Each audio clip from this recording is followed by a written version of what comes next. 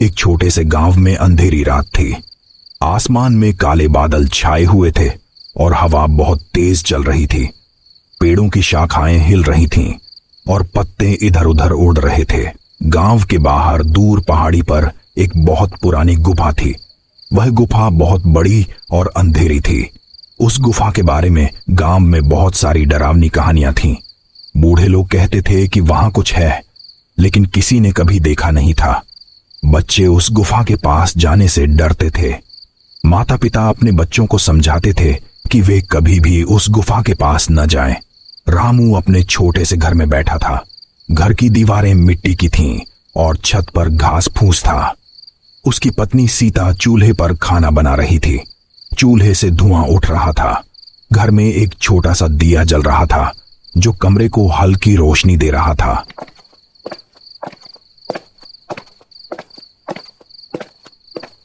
अरे बाप रे, ये हवा तो बहुत तेज है आज।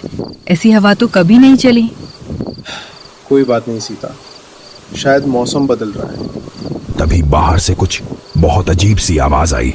वह आवाज किसी के रोने जैसी लग रही थी, लेकिन यह किसी सामान्य इंसान के रोने जैसी नहीं थी। यह आवाज बहुत दर्द भरी और डरावनी थी। आवाज पहाड़ी की तरफ से आ रही थी जहां वह पुरानी गुफा थी। सुनाई दिया तुम्हें? ये आवाज कहाँ से आ रही है? मुझे तो बहुत डर लग रहा है। हाँ, सुनाई दिया। लगता है पहाड़ी की तरफ से आ रही है। शायद कोई जानवर होगा। पहाड़ों में तो बहुत जानवर रहते हैं। नहीं रामू, ये किसी जानवर की आवाज नहीं है। ये तो किसी इंसान के रोने जैसी है। लेकिन कौन इतनी रात को पहाड़ी पर रोएगा? लेकिन वह आवाज फिर से आई, इस बार पहले से भी ज्यादा तेज और डरावनी। ऐसा लग रहा था जैसे कोई बहुत दर्द में हो। रामू ने खिड़की से बाहर देखा। गांव की सभी गलियां बिल्कुल सुनसान थीं। कोई भी बाहर नहीं था। सब लोग अपने अपने घरों में थे। पहाड़ी की तरफ घना अंधेरा था। कुछ भी साफ नहीं दिख रहा था। चलो अब सोते हैं सीता, सुबह देखेंगे कि क्या बात है। रात को सोचने से कुछ नहीं होगा। लेकिन सीता को बिल्कुल नींद नहीं आई। वह पूरी रात करवटें बदलती रही और बेचैन रही। वह आवाजें रुक रुक कर आती रहीं, कभी तेज तो कभी धीमी। सीता ने कान बंद कर लिए, लेकिन फिर भी आवाजें सुनाई देती रहीं।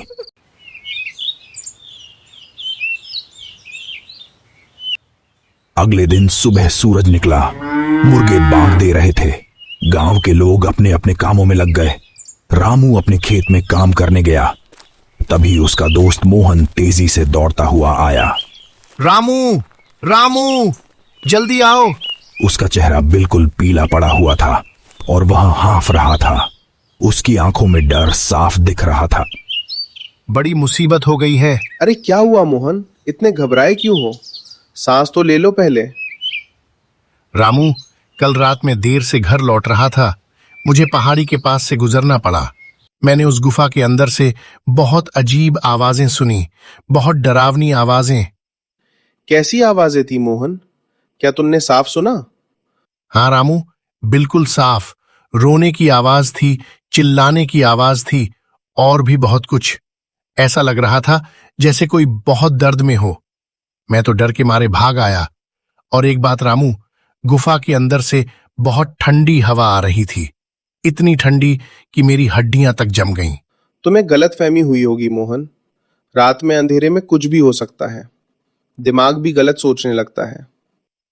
नहीं रामू, कोई गलतफहमी नहीं थी। मैं बिल्कुल साफ सुन रहा था। कोई वहां जरूर है और मुझे पक्का यकीन है कि वो कोई इंसान नहीं है। इंसान की आवाज ऐसी नहीं होती। रामू को अब चिंता होने लगी थी। उसे कल रात की आवाज याद आ गई जो उसने और सीता ने सुनी थी। शायद मोहन सच कह रहा था। शाम के समय गांव के चौपाल पर कुछ लोग इकट्ठा हुए। सबने कल रात की आवाजों के बारे में बात की। हर किसी ने वह आवाज सुनी थी। कुछ लोग बहुत डरे हुए थे। बूढ़े दादा भी अपनी लाठी लेकर वहां आए। वे गांव के सबसे बुजुर्ग व्यक्ति थे। उन्हें गांव की सभी पुरानी कहानियां याद थीं। मैं तुम सबको बहुत पहले से कह रहा हूं, उस गुफा के पास कभी मत जाओ, खासकर रात के समय। लेकिन क्यों दादाजी, वहां क्या है? हाँ दादाजी, हमें बताइए, लेकिन वो गुफा तो खेतों के रास्ते में पड़ती है, हम वहां से कैसे न जाएं? तो फिर दिन में जाओ, सूरज की रोशनी में जाओ, लेकिन रात में कभी नहीं। लेकिन क्या है वहां दादाजी, हमें बताइए। सुनो, मैं तुम्हें एक पुरानी कहानी सुनाता हूं। ये बात 50 साल पुरानी है। उस समय मैं जवान था। उस गुफा में एक औरत रहती थी। उसका नाम मंजरी था। वो बहुत अकेली रहती थी। गांव के लोग कहते थे कि वो जादू टोना जानती है। लोग उससे डरते थे। कुछ लोग कहते थे कि वो लोगों को बीमार कर देती है। कुछ कहते थे कि वो रात को निकलती है और अजीब काम करती है। सब लोग ध्यान से सुन रहे थे। दादाजी की आवाज गंभीर थी। फिर एक दिन गांव के कुछ लोगों ने तय किया कि वे मंजरी को भगा देंगे। वे गुफा में गए और उसे बुरी तरह से मारा पीटा। मंजरी बहुत घायल हो गई। वो रोती रही और माफी मांगती रही, लेकिन किसी ने नहीं सुना। लोग उसे मारते रहे। फिर वे उसे वहीं छोड़कर चले गए। फिर क्या हुआ दादाजी? उसके बाद किसी ने मंजरी को नहीं देखा। लोगों ने सोचा कि वो कहीं और चली गई। लेकिन कुछ दिनों बाद उस गुफा से अजीब आवाजें आने लगी। रोने की आवाज, चीखने की आवाज। लोग समझ गए कि मंजरी वहीं मर गई थी। उसके घावों से वो बच नहीं पाई। लोग कहते हैं कि उसकी आत्मा अब भी वहां भटकती है। वो अब भी उस गुफा में है। वो अपने दर्द को नहीं भूल पाई। तो क्या अब भी वो वहां है दादाजी? हाँ बेटा, उसकी आत्मा शांत नहीं हुई। वो अब भी वहां है। इसलिए मैं कहता हूं कि रात को उस तरफ मत जाओ। दिन में भी सावधान रहो, और गुफा के अंदर तो बिल्कुल मत जाना। सब लोग बहुत डर गए थे। गांव में हर जगह इसी बात की चर्चा होने लगी। अगले दिन शाम का समय था। सूरज डूबने वाला था। छोटा राजू अपने दोस्तों के साथ गांव के बाहर खेल रहा था। गेंद दूर उछलती हुई पहाड़ी की तरफ चली गई। अरे, मेरी गेंद वहां चली गई। राजू का दोस्त बोला, वहां मत जाओ, गुफा वहीं है। लेकिन राजू बहादुर लड़का था। उसे किसी बात का डर नहीं था। अरे कुछ नहीं होगा, अभी तो दिन है, थोड़ी रोशनी है, मैं जल्दी आता हूँ। राजू दौड़ता हुआ गेंद लेने गया। वह पहाड़ी पर चढ़ने लगा। पत्थर और झाड़ियां थीं। उसे चढ़ने में मुश्किल हो रही थी। फिर उसने ऊपर देखा। गुफा दिखाई दे रही थी। गुफा का मुंह बहुत बड़ा और काला था। बहुत डरावना लग रहा था। राजू ने इधर उधर देखा। उसे अपनी गेंद दिखाई दी।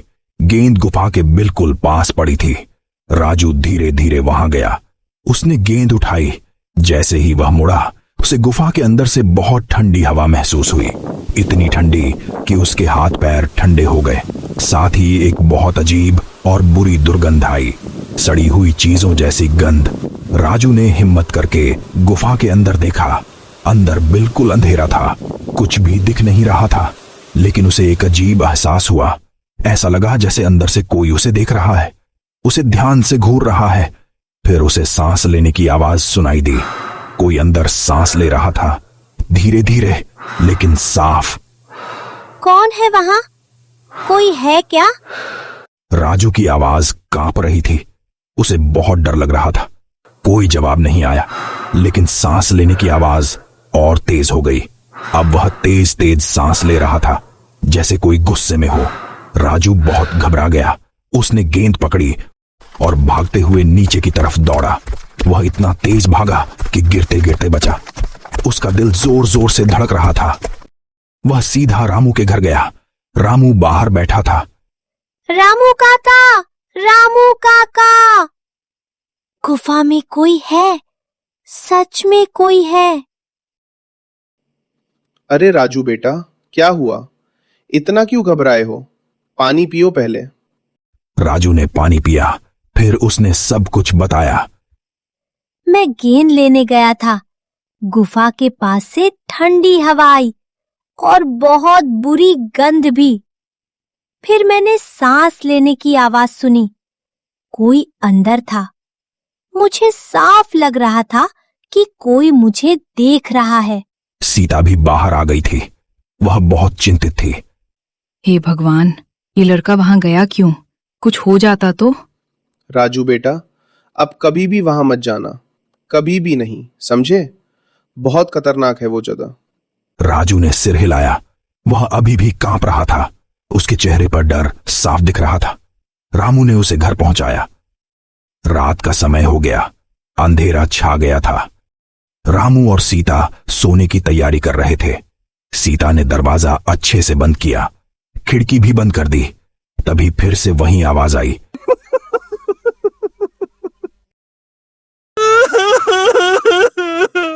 लेकिन इस बार आवाज पहले से बहुत ज्यादा पास से आ रही थी। ऐसा लग रहा था जैसे कोई गुफा से निकलकर गांव में आ गया हो। आवाज अब बहुत तेज थी। रामू, ये आवाज तो बहुत पास से आ रही है। लगता है गुफा से कोई निकल आया। हाँ सीता, मुझे भी ऐसा ही लग रहा है, कुछ गड़बड़ है। रामू ने हिम्मत करके दरवाजा थोड़ा सा खोला और बाहर देखा। गली में घना अंधेरा था। चांद भी बादलों में छुपा हुआ था। दूर से मोहन की लालटेन की रोशनी दिखाई दी। मोहन भी अपने घर से बाहर आया था। वह भी डरा हुआ लग रहा था। रामू, ये क्या हो रहा है? आवाज बहुत पास से आ रही है। हाँ मोहन, मुझे लगता है गुफा से कुछ निकल आया है। शायद वो यहां आ गया है। उन दोनों को अचानक बहुत तेज हवा का झोंका लगा। हवा इतनी ठंडी थी कि दोनों के शरीर ठंडे हो गए। हवा में वही भयानक दुर्गंध थी जो राजू ने बताई थी। सड़ी हुई चीजों की गंध। फिर उन्हें बहुत पास से किसी के सांस लेने की आवाज सुनाई दी। कोई उनके बिल्कुल पास था, बहुत पास, लेकिन अंधेरे में कुछ भी दिख नहीं रहा था। रामू, ये क्या है? मुझे लग रहा है कोई यहां है, बिल्कुल पास, लेकिन दिख नहीं रहा। हवा और तेज हो गई। ऐसा लग रहा था जैसे कोई उनके चारों तरफ घूम रहा है, तेजी से घूम रहा है। मोहन की लालटेन की रोशनी कम होने लगी। लालटेन बुझने लगी। मोहन भागो, जल्दी अंदर जाओ, अभी। दोनों तेजी से अपने अपने घरों में घुस गए। रामू ने दरवाजा जोर से बंद किया। सीता कोने में खड़ी कांप रही थी। उसका चेहरा भय से सफेद हो गया था। ये क्या था रामू? बाहर क्या है?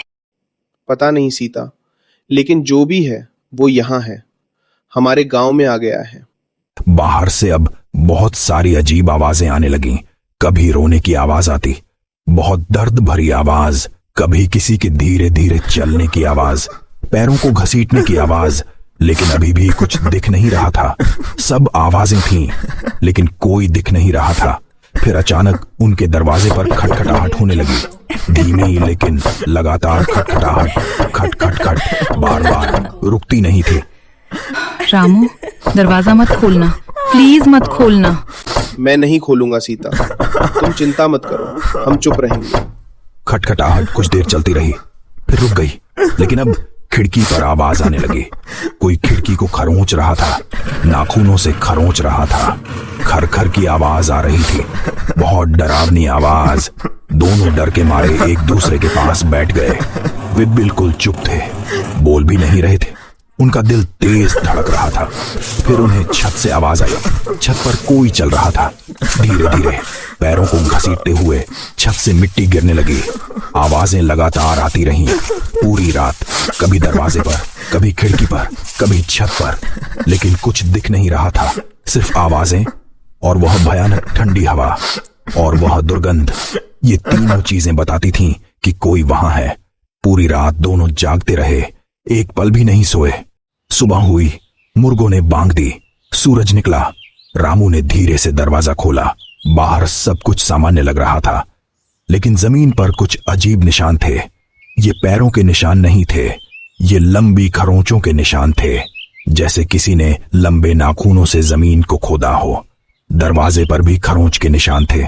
मोहन भी अपने घर से बाहर आया। उसका चेहरा बहुत थका हुआ था, उसकी आंखें लाल थीं, पूरी रात जागने से। रामू, पूरी रात नींद नहीं आई। वो चीज मेरे घर पर भी आई थी, वही आवाजें, वही खटखटाहट। हाँ मोहन, मेरे घर पर भी यही हुआ। अब हमें कुछ करना ही होगा, ऐसे तो हम जी नहीं पाएंगे। दोपहर में रामू, मोहन, बुढ़े दादा और राजू मिले। चारों बहुत चिंतित थे। दादाजी, अब हम क्या करें? हर रात यही होता रहेगा तो हम कैसे जिएंगे? मैं सोच रहा हूं, मंजरी की आत्मा को कुछ चाहिए। वो कुछ ढूंढ रही है, इसीलिए वो गांव में आ रही है। लेकिन क्या चाहिए उसे दादाजी? अगर हमें पता चल जाए तो शायद हम कुछ कर सकें। मुझे एक बात याद आ रही है। जब लोगों ने मंजरी को मारा था तब उसने कुछ कहा था। उसने कहा था कि उसकी एक बहुत कीमती चीज गुफा में रह गई है। वो उसे वापस लेना चाहती थी, लेकिन किसी ने उसकी नहीं सुनी। कौन सी चीज दादाजी? क्या था वो? एक लाल कपड़े में लिपटा हुआ कुछ था। मुझे याद है उसने कहा था लाल कपड़ा। शायद कोई ताबीज था या कोई गहना। उसके लिए बहुत कीमती था। तो क्या हमें गुफा में जाना होगा और वो चीज ढूंढनी होगी? हाँ मोहन, लेकिन बहुत सावधानी से। और दिन में जाना, जब सूरज आसमान में हो। रात में बिल्कुल मत जाना। अगले दिन दोपहर का समय था। सूरज पूरी ताकत से चमक रहा था। रामू और मोहन गुफा की तरफ चले। बुढ़े दादा और राजू पहाड़ी के नीचे इंतजार करने लगे। दोनों बहुत डरे हुए थे, लेकिन उन्हें जाना ही था। गुफा का मुंह बहुत बड़ा और डरावना लग रहा था। दिन में भी वह डरावनी लग रही थी। अंदर से ठंडी हवा आ रही थी। दोनों धीरे धीरे अंदर गए। रामू ने मशाल जलाई। मशाल की रोशनी में गुफा की दीवारें दिखाई दीं। दीवारें गीली थीं, उन पर काई लगी हुई थी। दीवारों पर बहुत सारे खरोंच के निशान भी थे, लंबे और गहरे निशान। वे धीरे धीरे आगे बढ़े। गुफा अंदर से बहुत लंबी थी। चलते चलते उन्हें एक कोना दिखा। वहां पुराने फटे कपड़े पड़े थे, कुछ टूटे बर्तन भी थे। यहां कोई रहता था। यह मंजरी की जगह थी। मोहन, यहां देखो, यहां कोई रहता था। ये सब चीजें देखो। हाँ रामू, यहीं वो रहती होगी। अब लाल कपड़ा ढूंढो, जल्दी करो। दोनों ने वहां ढूंढना शुरू किया। उन्होंने सब चीजें देखीं। तभी मोहन को एक बड़े पत्थर के नीचे कुछ लाल दिखाई दिया। रामू, यहां देखो, ये रहा। वहां एक मैला लाल कपड़ा था, उसमें कुछ लिपटा हुआ था। मोहन ने सावधानी से उसे उठाया। कपड़ा बहुत पुराना था। यही है मोहन, यही वो चीज है जो वो ढूंढ रही है। चलो अब जल्दी से बाहर चलते हैं। तभी गुफा के अंदर से अचानक बहुत तेज हवा चलने लगी। ऐसा लगा जैसे तूफान आ गया हो। मशाल की लौ तेजी से हिलने लगी, बुझने लगी। दोनों को बहुत ठंडक महसूस हुई, इतनी ठंडी कि उनकी सांस दिखने लगी। फिर उन्हें गुफा के अंदर से सांस लेने की आवाज सुनाई दी। तेज तेज सांस। गुस्से में आवाज पास आ रही थी, तेजी से पास आ रही थी। रामू भागो, जल्दी भागो, वो यहां है। दोनों तेजी से दौड़े। हवा उनका पीछा कर रही थी, बहुत तेज हवा, ठंडी हवा। वे लड़खड़ाते हुए भागते रहे। आखिरकार वे गुफा से बाहर आ गए। नीचे भागे, जहां दादा और राजू इंतजार कर रहे थे। मोहन ने लाल कपड़ा दादाजी को दिया। बुढ़े दादा ने सावधानी से लाल कपड़ा खोला। अंदर एक पुराना ताबीज था, चांदी का ताबीज। उस पर कुछ लिखा हुआ था। ये वही है, ये उसका ताबीज है। उसके लिए ये बहुत कीमती था। अब हमें ये उसे वापस देना होगा। लेकिन कैसे दादाजी? वो तो दिखती नहीं। हमें इसे वापस गुफा में रखना होगा, लेकिन इस बार गुफा के बाहर, ताकि वो आसानी से ले सके। रात में रख देंगे, दूर से, फिर भाग जाएंगे। लेकिन दादाजी, रात में वो आती है, खतरनाक है। इसीलिए तो रात में रखेंगे, ताकि वो ले सके। दिन में वो नहीं आती, रात में ही आती है। शाम हो गई। सूरज डूबने लगा। रामू और मोहन फिर से तैयार हुए। इस बार वे सिर्फ ताबीज लेकर जाएंगे, गुफा के अंदर नहीं जाएंगे, बस बाहर रखेंगे। रात हुई, अंधेरा छा गया। रामू और मोहन पहाड़ी पर गए। दोनों के पास लालटेन थी। वे धीरे धीरे गुफा के पास पहुंचे। गुफा के बाहर एक बड़ा सा पत्थर था। रामू ने वहां लाल कपड़े में लिपटा ताबीज रख दिया। सावधानी से रखा। हो गया, अब चलते हैं, लेकिन थोड़ी दूर से देखते हैं क्या होता है। दोनों थोड़ी दूर जाकर एक बड़े पत्थर के पीछे छुप गए। वहां से गुफा दिख रही थी। वे चुपचाप इंतजार करने लगे। कुछ देर बाद हवा चलने लगी। धीरे धीरे फिर वही आवाजें शुरू हुई, रोने की आवाज, लेकिन इस बार आवाज अलग थी। इतनी दर्द भरी नहीं थी। फिर वे सांस लेने की आवाज सुन सके। आवाज गुफा से आ रही थी। धीरे धीरे दोनों ने देखा कि हवा का एक झोंका ताबीज के पास गया। ताबीज हिलने लगा धीरे धीरे। फिर वह हवा में उठा, जैसे किसी ने उसे उठाया हो। ताबीज हवा में तैरता हुआ गुफा के अंदर चला गया, गायब हो गया। फिर एक लंबी गहरी सांस की आवाज आई, राहत की आवाज, जैसे किसी को बहुत समय बाद चैन मिला हो, शांति मिली हो। फिर सब कुछ शांत हो गया, बिल्कुल शांत। हवा बंद हो गई, आवाजें बंद हो गईं, सब कुछ शांत हो गया। रामू लगता है चली गई। उसे मिल गया जो वो चाहती थी। हाँ मोहन, अब उसे शांति मिल गई होगी। चलो नीचे चलते हैं। दोनों नीचे आए। उस रात गांव में कोई आवाज नहीं आई।